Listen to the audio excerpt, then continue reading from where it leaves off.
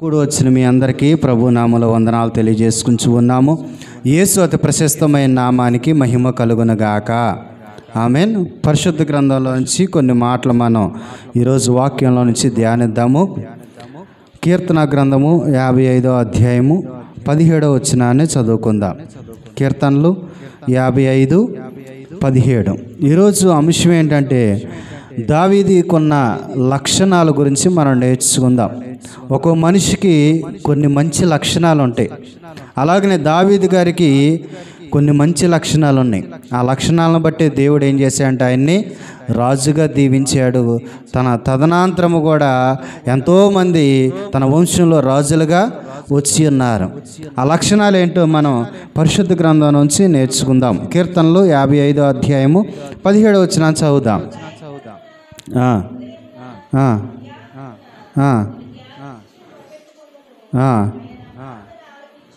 చాలండి. ఎప్పుడెప్పుడంట? సాయంకాలము, ఉదయము, మధ్యాహ్నము, ప్రతి సమయంలో ధ్యానం చేస్తా ప్రార్థన చేస్తూ ఉన్నాడంట. అంటే దావీదు కొన్న లక్షణాలు నేను చెబుతాను. 7 లక్షణాల గురించి చెబుతాను. మొదటి లక్షణం ఏంటంటే ప్రార్థన చేసేటువంటి లక్షణము కలిగినటువంటి వాడు. దావీదు మంచి లక్షణాలు కలిగి ఉన్నాయి. వాటిలో ఒకటి ఏంటంటే ప్రార్థనాపరుడై ఉన్నాడు. ఎప్పుడెప్పుడు ప్రార్థన చేస్తాడంట?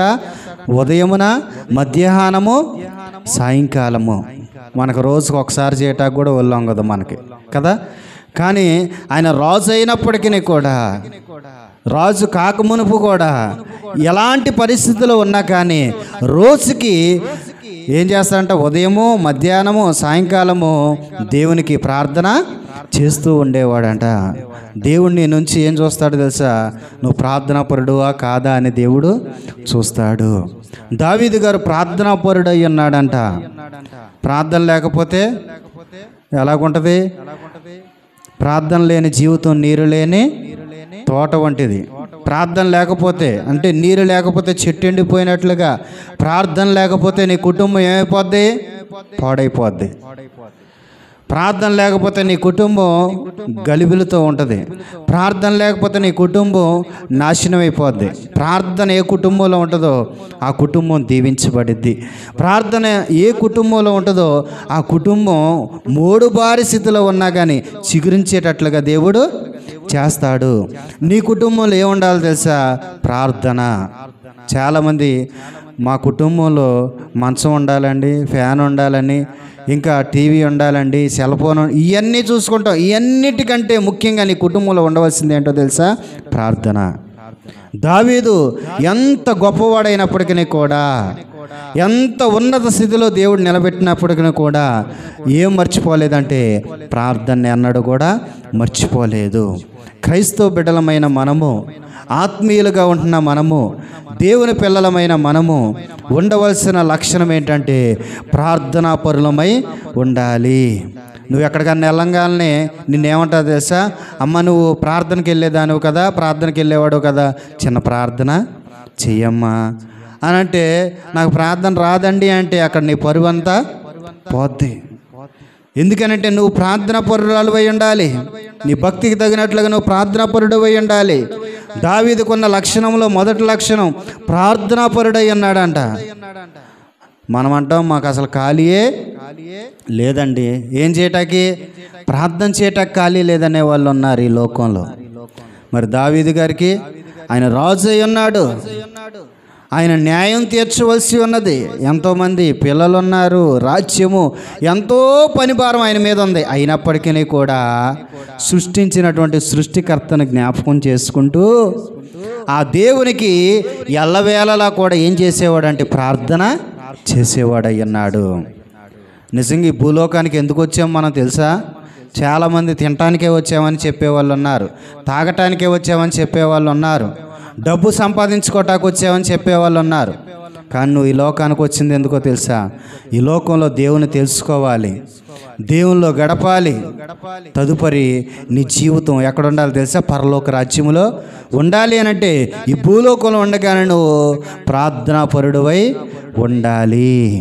ఈ లోకంలో మనం మంచిగా జీవించాలన్నా కూడా ఏముండాలి తెలుసా? ప్రార్థన ఉండాలి. ప్రార్థన ఉంటే మనం మంచిగా ఉండగలుగుతాం. ప్రార్థన లేకపోతే అపవాది ఏదో ఒక రకంగా మనల్ని పడేసేసిద్ది. ప్రార్థనా పరుడు అయితే దేవుడే నిన్ను మంచిగా కూడా ఉంచుతాడు. ప్రియ దేవుని బిడ్డ, దావీదుకున్న ఒక లక్షణం ఏంటంటే ప్రార్థనా పరుడై ఉన్నాడు. మరొక మాట చూద్దాము. అపోస్తలుల కార్యము 13వ అధ్యాయము 22వ వచనాన్ని చదువుదాము. అపోస్తలుల కార్యము 13వ అధ్యాయము 22వ వచనాన్ని చదువుదాము.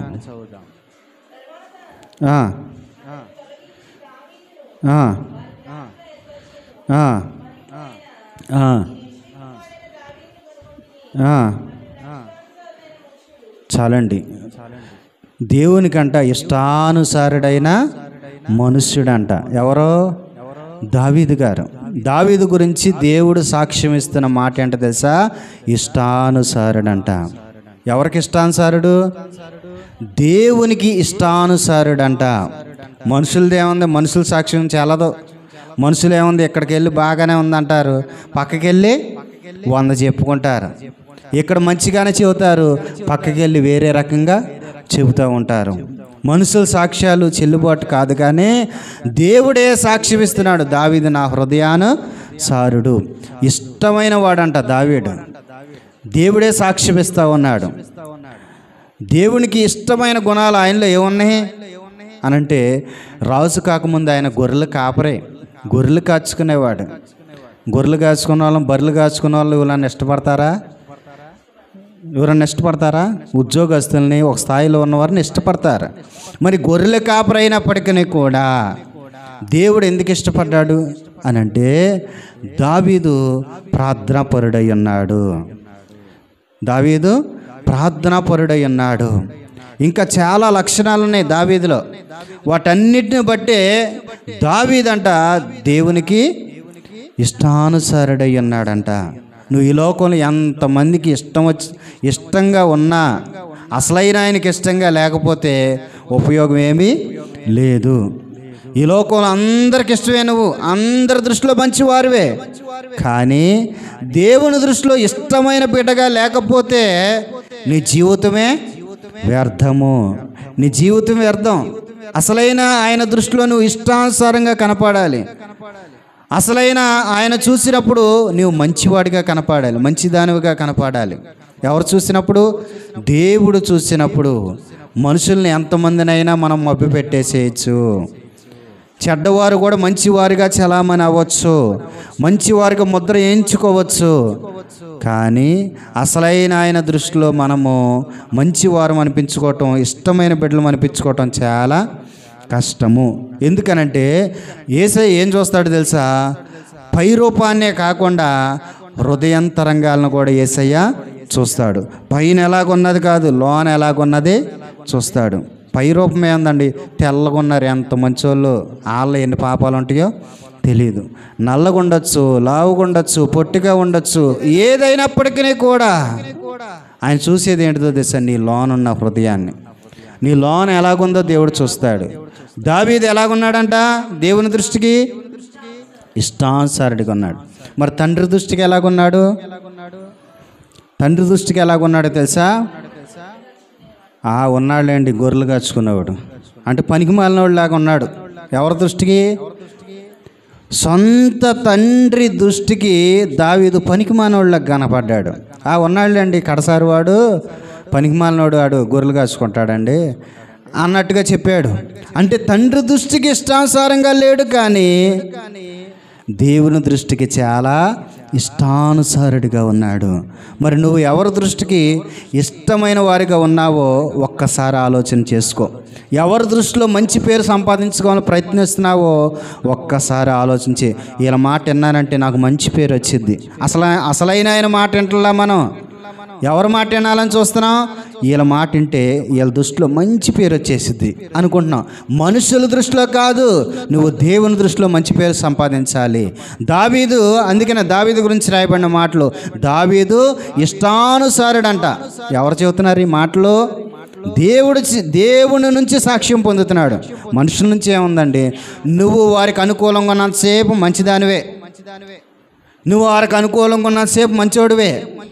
ఏదన్నా చిన్న తేడా జరిగితే నీ అంత చెడ్డోడు, నీ అంత చెడ్డది ఇక ఎవ్వరు లేనట్టుగా సృష్టిస్తారు. మనుషుల స్వభావాలు అలాంటివి. అందుకనే ప్రియ దేవుని బిడ్డ, మనుషుల దృష్టిలో ఎప్పుడు కూడా నువ్వు ఎంత చేసినా, నువ్వు ఎన్ని చేసినా కూడా మనుషులు మనం అన్నటికీ కూడా మెప్పించలేము. మనుషులు మెప్పించలేము. కొంతమందికి నచ్చుతాం మనం, కొంతమందికి నచ్చం. కొంతమంది కొన్ని రోజులు నచ్చుతాం, కొన్ని రోజులు నచ్చము. అది మనుషుల స్వభావం. కానీ దేవుడు ఏకరీతిగా ఉంటాడు. అందుకని మనుషులు మెప్పించడానికి ఎప్పుడు ప్రయత్నం చేయొద్దు. చాలామంది అది ఇచ్చి ఇది ఇచ్చి అవి చేసి ఇది చేసి మంచి పేరు తెచ్చుకోవాలనుకుంటారు. నువ్వు ఎన్ని చేసినా తర్వాత ఏదైనా చిన్నదున్న కడుపులో పెట్టుకునే స్థితిలో లేరు మానవులు. ఎలాంటి వారు తెలుసా? మనల్ని రచ్చకిడ్చే స్థితిలో ఉన్నారు. అలాంటి వారు మానవులు. అందుకనే ఎవరి దృష్టిలో ఇష్టమైన బిడ్డలుగా ఉండాలంటే దేవునికి దృష్టిలో మనం ఇష్టమైన వారిగా ఉండాలి. మనుషుల దృష్టిలో మనం ఎంత ఇష్టమైన వారు ఉన్నా మనకు ఏం బహుమతులు ఎవరు ఏమీ ఇవ్వరు. కానీ అదే మన దేవుడైతే మనకి జీవ కిరీటాన్ని ఇస్తాడు. పరలోక రాజ్యాన్ని శాశ్వతంగా మనకి అనుగ్రహించే దేవుడై ఉన్నాడు. అందుకనే ప్రియ దేవుని బిడ్డ, దావీదు గురించి కొన్ని లక్షణాలు. ఒకటి, ప్రార్థనాపరుడై ఉన్నాడు. రెండోది, ఇష్టుడై ఉన్నాడు. మూడో లక్షణాన్ని చూద్దాం. సమూయేలు రాసిన మొదటి గ్రంథము 22వ అధ్యాయము 14వ వచనాన్ని చదువుదాం. 22:14.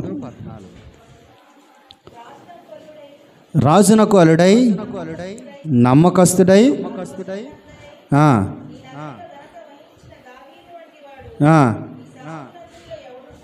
చూడండి ఎంత మంచి పేరు సంపాదించాడు. చూడండి ఎవరి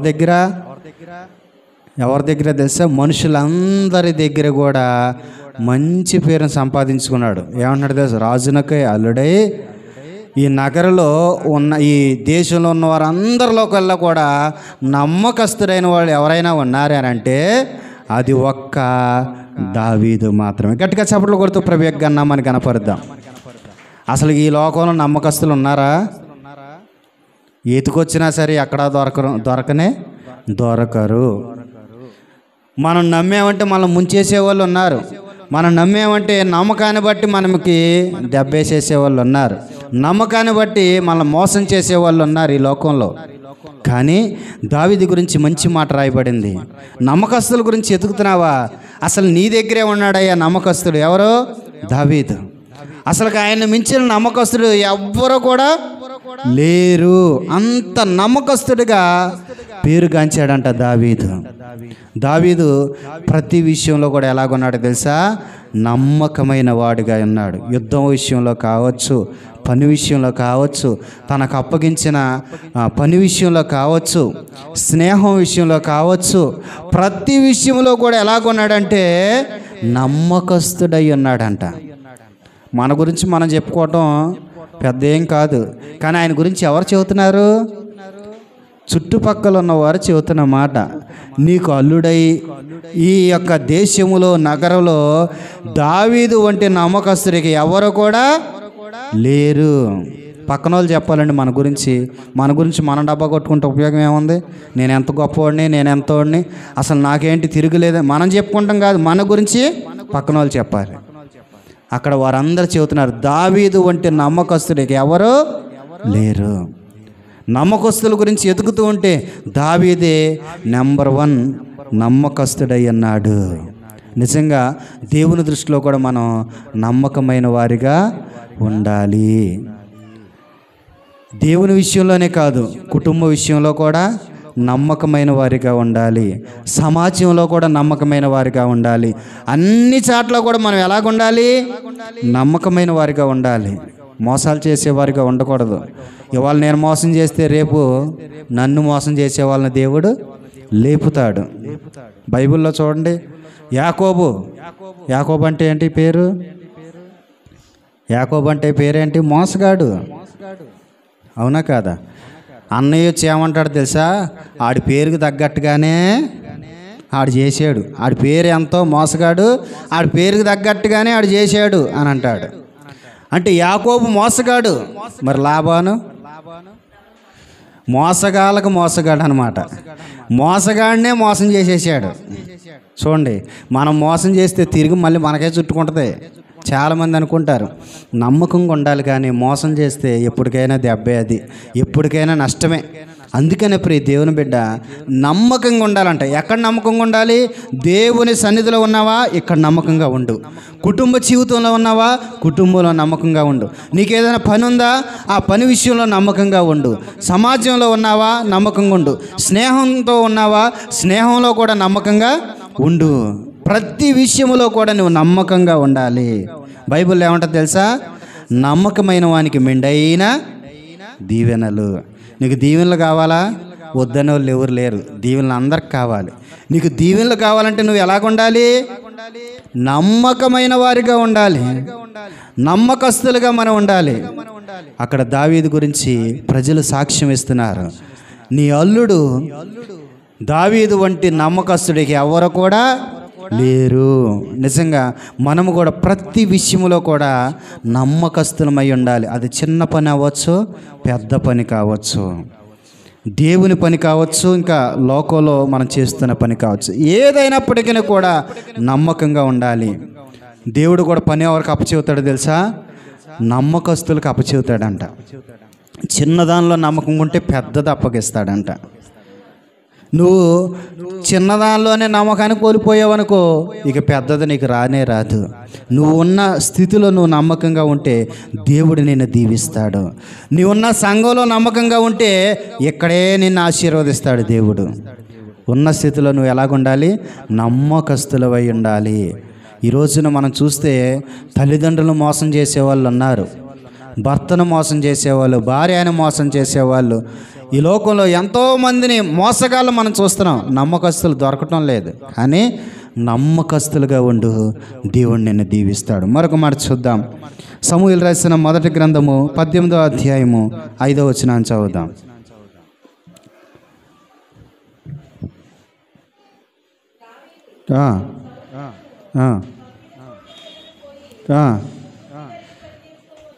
చాలండి. ఎక్కడికి పంపించినా సరే ఏ బుద్ధి కలిగి పనిచేశాడంట? సుబుద్ధి. సుబుద్ధి అని అంటే మంచి బుద్ధి అనుకోండి. ఒక మాటలో మనం అనుకోవాలంటే మంచి బుద్ధి కలిగి పని చేశాడంట. మనకైతే ఏమనిపించింది తెలుసా? ఈ పని చేస్తే నాకేంటి, ఆయనకి పేరు వచ్చింది. ఈ పని చేస్తే వాళ్ళకి పేరు వచ్చింది. ఈ పని చేస్తే వాళ్ళకి లాభం వచ్చింది. మరి నాకేంటి అనుకునే వాళ్ళం ఉన్నాం. కానీ పంపించిన ప్రతి చాట కూడా సుబుద్ధి కలిగి, అంటే మంచి బుద్ధి కలిగి, స్వార్థము లేకుండా పనిచేసాడంట. ఎవరో? దావీదు. నీవు నేను కూడా మనకు అప్పచెప్పిన పనిని మంచి బుద్ధి కలిగిన వారిగా మనము ఉండాలి. ఈ లోకం మంచి బుద్ధి కంటే చెడ్డ బుద్ధి కలిగిన వారు చాలా మందిని మనం చూస్తూ ఉన్నాము. అవునా కదా? ఈ లోకంలో మంచి బుద్ధి కలిగిన వారు ఉన్నారా అంటే చాలా తక్కువగా కనపడుతూ ఉంటారు. ఏదైనా ఒక పని చెప్పారంటే దానిలో నొక్కేసే వాళ్ళు ఉన్నారు. ఏదైనా ఒకటి ఇచ్చామంటే దానిలో తీసేసేవాళ్ళు చాలామంది ఉన్నారు. మనం ఇల్లు అప్పు చెప్పామంటే వచ్చేపాటికి గొల్ల చేసేసేస్తారు. ఇక ఒక వస్తువు కనపడదే, మొత్తం దోచేసే వాళ్ళు ఉంటారు. ఏదైనా ఒక పని చెప్పామంటే దానిలో కొంత దోచేసే, ధనం తీసేసే వాళ్ళు ఉన్నారు. ఈ రోజుల్లో నమ్మకస్తులైన వారిని అసలు ఎవరికి పని చెప్పాలన్నా కూడా ఏం కుదరట్లేదు, నమ్మకం కుదరట్లేదు. కానీ దావీదు పంపించిన ప్రతి చోట కూడా సుబుద్ధి కలిగి అంట మంచిగా ఉన్నాడంట. చూడండి 15వ వచనం, 14-15 వచనాలు కూడా ఒకసారి చదువుదాం. దావీదు సమస్త విషయములలో చూడండి, నువ్వు మంచి బుద్ధి కలిగి ఉన్నావంటే నీకు ఎవరు తోడుంటారు తెలుసా? ఎవరు తోడుంటారు? యెహోవా తోడై ఉన్నాడంట. చూడండి, దేవుడు నీకు తోడై ఉండాలంటే చెడ్డ బుద్ధి కలిగి ఉన్నావా, నీకు తోడై ఉండడు. అపనమ్మకస్తురాలు అయి ఉన్నావా, దేవుడు నీకు తోడై ఉండడు. మంచి బుద్ధి కలిగి ఉన్నావంటే దేవుడు కూడా నీకు తోడుగా ఉంటాడంట. ఈ లోకంలో చెడ్డవారికి చెడ్డవారు తోడు ఉండొచ్చు, మొత్తం కలిసి ఏదో ఒక రోజు పడతారు, మీకు జరగవలసిన శాస్తి జరిగిద్ది. కానీ మంచి బుద్ధి కలిగి ఉన్నామంటే నష్టపోవచ్చు, కష్టాలు రావచ్చు, ఇబ్బందులు రావచ్చు, శ్రమలు రావచ్చు. కానీ నీకు ఎవరు తోడుంటారంట? దేవుడు తోడుంటాడంట. ఎప్పుడైతే దేవుడు నీకు తోడుంటాడో నీ మంచి బుద్ధిని బట్టి దేవుడు నీకు అంత మంచే చేస్తాడు, మేలే జరిగిస్తాడు.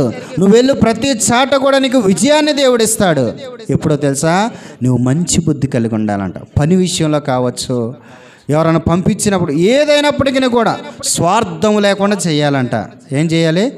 స్వార్థం ఉండకూడదు.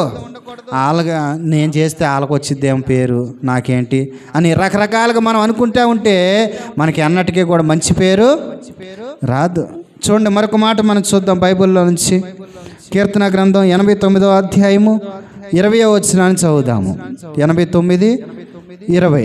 కీర్తన గ్రంథం 89వ అధ్యాయము.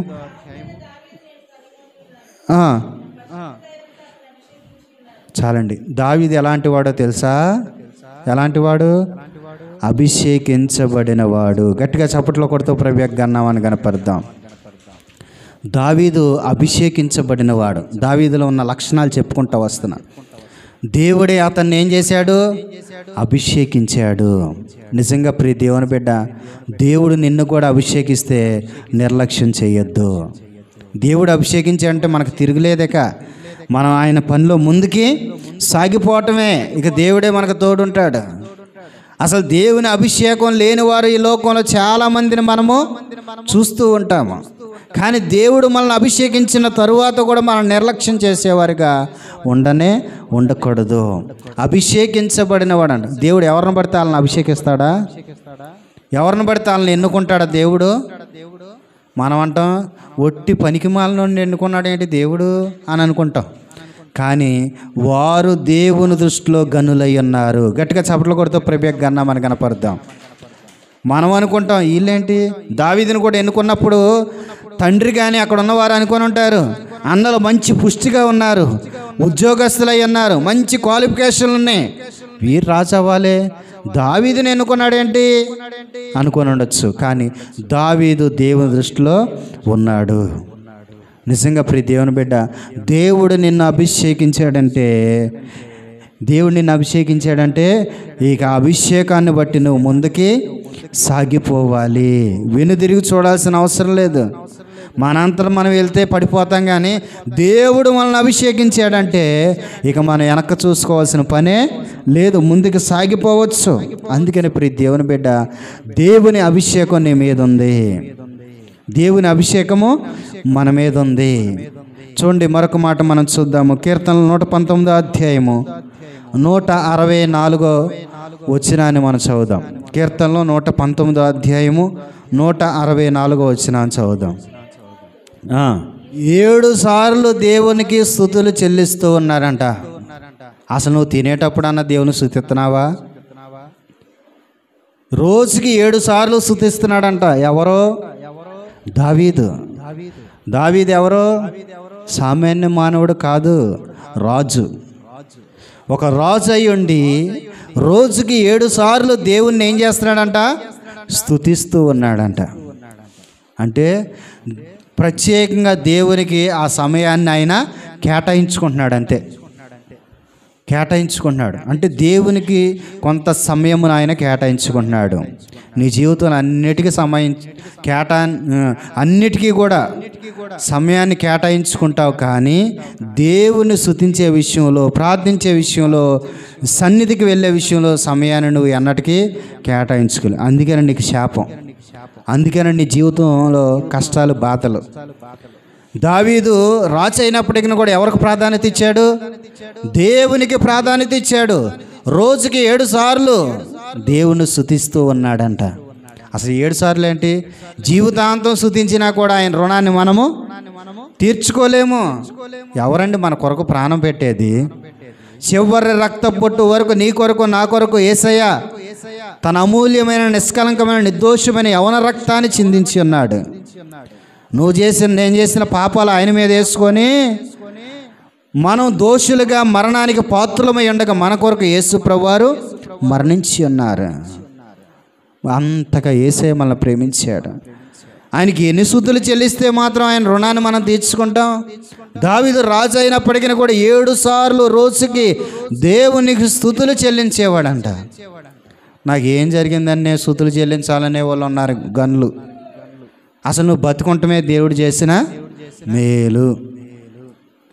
నీకు ఒక ఇల్లు ఇచ్చాడు, నువ్వు తినటానికి తిండి ఇచ్చాడు, కట్టుకోవటానికి వస్త్రాలను ఇచ్చాడు, పనులకి వెళ్ళటానికి పనులు ఇచ్చాడు. అసలు పనులు లేని ఊర్లు ఉన్నాయి, పనులు లేని ఊర్లు ఉన్నాయి. మన ఇప్పుడు హైదరాబాద్ కానీ విజయవాడ కానీ కొన్ని ఊర్లలో చూస్తే అక్కడ వాళ్ళ ఊర్లో పనులు లేక ఎక్కడికి వచ్చారు? వేరే ప్రాంతాలకి వచ్చి ఉన్నారు. మరి దేవుడు నీకు పనులు ప్రతిరోజు ఇస్తానంటే అది దేవుడు చేసిన మేలే కదా. మరి దాన్ని పట్టుకొని నువ్వేం చేయాలి? దేవునికి స్తుతులు చెల్లించాలి. దావీదుకున్న లక్షణాల గురించి మనం నేర్చుకుంటున్నాం. రోజుకి 7 సార్లు దేవుణ్ణి స్తుతించేవాడంట. అయ్యా ఈ ఉదయాన్నే లేచానంటే అందుని బట్టి నీకు స్తుతులయ్యా అని చెప్పేవాడేమో. అన్నం తినేటప్పుడు కూడా దేవుని స్తుతులు చెల్లించాలి. ఎందుకంటే ఆహారం లేని వాళ్ళు కూడా చాలామంది ఈ లోకంలో ఉన్నారు. అయ్యా మీరు ఇచ్చిన ఆహారాన్ని బట్టి కూడా నీకు స్తుతులని దేవునికి చెల్లించాలి. దినానికి 7 మార్లు దేవుని స్తుతించాలంట. మరి నువ్వు స్తుతిస్తున్నావా? ఒకవేళ స్తుతించకపోతే దావీదులో ఉన్న లక్షణాలు మనం నేర్చుకోవాలి. మనం నేర్చుకునే లక్షణాలు ఏంటో తెలుసా? చెడ్డ లక్షణాలు నేర్చుకుంటాం. ఎవరన్నా చూసి ఎవరైనా పడిపోయారా వాళ్ళని చూస్తాం, పైకి లేచిన వాడిని చూడం, బాగుపడిన వాడిని చూడం, ప్రార్థనా పరులను చూడం, పడిపోయిన వాళ్ళని చూస్తాం, చెడ్డవారిని చూస్తాం. వాళ్ళు ప్రార్థనకి వెళ్ళారండి పడిపోయారు, నేను వెళ్ళే పడిపోతాను. ఇది కాదు నువ్వు చూడవలసిన మంచి లక్షణాలు. దావీదులో కూడా మనం ఏం చూడాలి? మంచి లక్షణాలు చూడవలసిన వారమై ఉన్నాము. రోజుకి 7 సార్లు ప్రార్థిస్తూ ఉన్నాడు, 7 సార్లు స్తుతిస్తూ ఉన్నాడంట. మనం కూడా స్తుతించేవారుగా ఉండాలి. చివరి మాట చూసుకుందాము. దినవృత్తాంతాలు రాసిన మొదటి గ్రంథము 29వ అధ్యాయము 3వ వచనం చదువుదాం. దినవృత్తాంతాలు రాసిన మొదటి గ్రంథము 29వ అధ్యాయము 3వ వచనం చదువుదాము.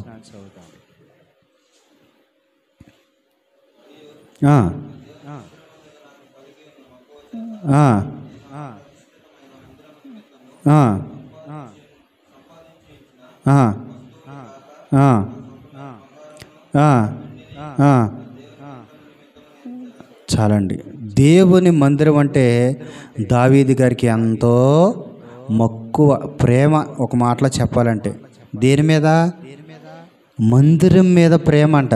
మనకే మన ఇంటి మీద ప్రేమ. ఇంటికి అది చేయాలి, ఇది చేయాలి, అది చేయాలి, ఇది చేయాలి అనుకుంటాం. కానీ దావీదు గారికంట మందిరం మీద ఎంత మక్కువ కలిగిన వాడయ్యండి. ఎంతో ధనం ఉన్నప్పటికీ కూడా తన సొంత బంగారం, వెండి అన్నీ కూడా ఎవరికి ఇవ్వటానికి ఇష్టపడుతున్నాడు? మందిరం నిమిత్తం ఇవ్వటానికి ఇష్టపడుతూ ఉన్నాడు. మనం దేవుడికి ఇటాక మన చేతులు వస్తాయి, అసలుకే ముందు మనకు చేతులు రావు. ఆయన రాజు అయ్యున్నప్పటికీ, డబ్బు ఎంతో ఉన్నప్పటికీ కూడా ఇచ్చేది కాకుండా ఇంకా ఆయన సొంతది కూడా ఇవ్వాలని కోరుకుంటున్నాడంట. ఎవరికి? మందిరానికి. ఒకానొక టైంలో అంటాడు, నేనేమో పెద్ద మేడల్లో ఉంటే దేవుని మందసం ఎక్కడుంది? గుడారాల్లో ఉంది. నేనేమో మేడ మీద పనుకోవాలా? దేవుని మందసం ఎక్కడుంది? గుడారాల్లో ఉండాలి. దేవునికి కూడా ఒక మంచి మందిరాన్ని కట్టించాలి. దావీదుకి ఎంత ప్రేమ చూడండి మందిరం మీద. అందుకనే దావీదు అంటే దేవునికి ఇష్టం. ప్రార్థన పరుడే కాకుండా దేవుని మందిరం పట్ల కూడా ఎంతో మక్కువ కలిగిన వాడై ఉన్నాడు, ప్రేమ కలిగిన వాడై ఉన్నాడు. ఎప్పుడైనా మనం మందిరంలో పాస్టర్ గారండి ఏదన్నా వస్తువు కావాలా అని అడిగిన వాళ్ళు ఎప్పుడు కనపడలా నాకు కదా. నిజంగా ప్రియ దేవుని బిడ్డ, దావీదు గారి కంట దేవుని మందిరం మీద ఎంత మక్కువ ఉందో చూడండి. తన సొంత బంగారం, వెండి కూడా ఎవరికి ఇటాకి ఇష్టపడ్డాడంటే దేవునికి. అసలు మనకి ఇవ్వాల్సిందే మనం ఇవ్వం, ఇంకెక్కడదో సొంతది కాదు. మనం ఇవ్వాల్సిందే మనం ఇవ్వలేకపోతున్నాం. నిజంగా నీ కష్టార్జితంలోంచి నువ్వు తీయి, అప్పుడు దేవుడు నేను దీవిస్తాడు, ఆశీర్వదిస్తాడు. నువ్వు ఇవ్వాల్సింది ఇవ్వు, ప్రథమ ఫలం, కృతజ్ఞత కర్పం, నువ్వు ఏదైతే అనుకున్నావు అన్నీ కూడా దేవునికి ఇవ్వు, దేవుడు నేను దీవిస్తాడు. దావీదు గారు ఉన్న మరొక లక్షణం ఏంటంటే దేవుని మందిరం మీద ఆయనకి ఎంతో మక్కువ ఉన్నదంట. కొన్నిసార్లు చూడండి, పెద్ద పెద్ద ఉద్యోగస్తులు కూడా పోటీ పడి దేవుని పని చేస్తారు. కానీ మనం ఎప్పుడైనా ఊడ్చామా? ఎప్పుడైనా పట్టాలు మడతేసామా? ఎప్పుడైనా కుర్చీలు తీసామా? వెళ్ళొచ్చులే ఆ టయానికి అనుకుంటున్నారు చాలామంది. దేవుని పని చేయటం అంటే అది ఎంతో ఆశీర్వాదం, భాగ్యం. అది ఇప్పుడు తెలియదు. ఇప్పుడు చేసిన వారికి తర్వాత ఆశీర్వాదం వచ్చిద్ది. ఇప్పుడు తర్వాత వచ్చిద్ది. నేను తాడేపల్లి గ్రామం వెళ్ళినప్పుడు విజయబాబు గారు వాక్యం చెబుతున్నారు. ఆ రోజు నేను ఆ రోజున మీటింగ్లో చూసుకొని అక్కడ ఒక చర్చ్ ఉంటే ఆ చర్చ్ వాళ్ళు పిలిస్తే ఆ చర్చిలో కూర్చుంటే ఒక పెద్ద పాస్టర్ గారు వచ్చి అన్నాడు, ఈరోజు వాక్యం చెబుతున్నాడు చూడు. ఎవరండి అన్న? విజయబాబు గారు. ఆయన ఒకానొక రోజున ఇదే చర్చిలో ఊడ్చేవాడు, చేపలు వేసేవాడు, ఎవరైనా తింటే ఆ ప్లేట్లు తీసుకెళ్ళి బయట పడేసేవాడు. అసలుకి సిగ్గుపడేవాడు కాదండి. యవనస్తుడైనప్పటికీ, చదువుకున్నవాడైనప్పటికీ, మంచి తలాంతులు ఉన్నప్పటికీ కూడా ఎంత పరిచర్య చేసేవాడు అండి. అందుకనే దేవుడు ఈ రోజున ఆయన అంత గొప్పగా వాడుకుంటున్నాడని చెప్పాడు.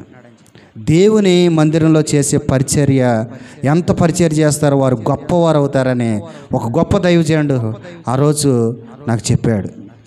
నిజమే, అది దేవుని మందిరంలో చేసిన పరిచర్య సేవకుడు గుర్తించకపోవచ్చు, విశ్వాసులు గుర్తించకపోవచ్చు, కానీ ఎవరు చూస్తున్నారంటే దేవుడు చూస్తున్నాడు. దావీదుకి మందిరం మీద ఉన్న మక్కువ ప్రజలు గుర్తించకపోవచ్చు, కానీ ఎవరు గుర్తించారు? దేవుడు గుర్తించాడు. నీకు దేని మీద మక్కువ ఉండాలి?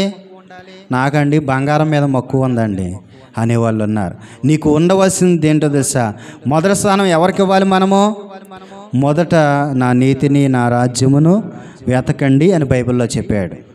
అంటే మొదట స్థానాన్ని నువ్వు దేవునికి ఇస్తే దేవుడు నిన్ను ఆశీర్వదిస్తాడు, దీవిస్తాడు.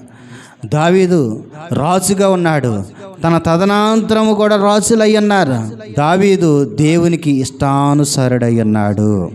దావీదులో కొన్ని మంచి లక్షణాలు ఉన్నాయి కనుక ఇప్పుడు 7 లక్షణాల గురించి చెప్పాను. వాటిలో ఒకవేళ మనం కలిగి లేకపోతే ఈ రోజు నుంచి ఆ 7 లక్షణాలు మనం కలిగి ఉండాలి. ఒక్కొక్కటి చెబుతాను చూడండి. 1, ప్రార్థనాపరుడై ఉన్నాడు. 2, దేవునికి ఇష్టమైన వాడిగా ఉన్నాడు. 3, నమ్మకస్తుడై ఉన్నాడు. 4, సుబుద్ధి కలిగిన వాడై ఉన్నాడు. 5, అభిషేకించబడిన వాడై ఉన్నాడు. 6, దేవునికి 7 మార్లు రోజుకి 7 సార్లు స్తుతులు చెల్లించిన వాడై ఉన్నాడు. 7, దేవుని మందిరం పట్ల మక్కువ కలిగిన వాడై ఉన్నాడు. కనుక ఈ రోజు నుంచి మనము కూడా మందిరం విషయంలో మక్కువ కలిగి ఉండాలి. దేవునికి ఇష్టమైన వారిగా, నమ్మకస్తులుగా, మంచివారిగా ఈ లక్షణాలన్నీ కూడా మనందరం కలిగి ఉందుముగాక. అటువంటి కృప దేవుడు మనందరికి దయచేయనుగాక. ఆమేన్. ఆమేన్.